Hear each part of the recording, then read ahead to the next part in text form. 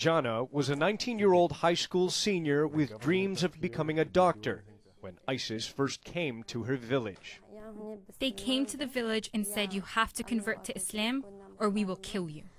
Jana, not her real name, is from the village of Kocho, a community of ethnic Kurds from the Yazidi religious minority, which was surrounded and occupied by ISIS early last August. Soon after, Jana says ISIS ordered the entire village to go to the school, where they stole all the people's jewelry, money, and cell phones, and then separated the men from the women.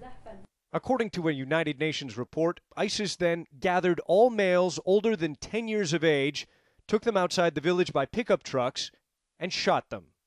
A different fate lay in store for the women. They separated the girls and the women who had children and the old women.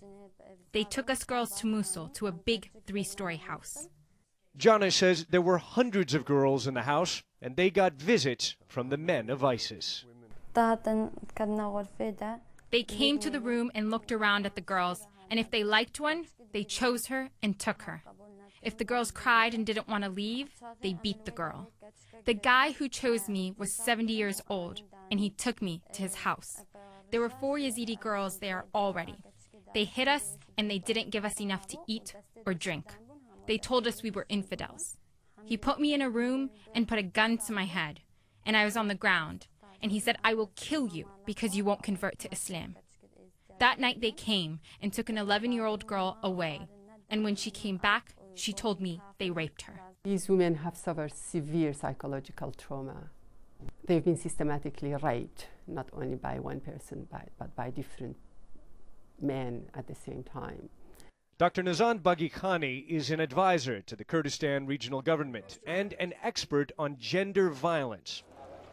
She says ISIS kidnapped more than 2,500 Yazidi women last August after mounting an offensive that triggered a mass exodus of hundreds of thousands of Yazidis and other Iraqi minorities. Since then, she says the captive women have been bought and sold across Iraq and Syria like cattle.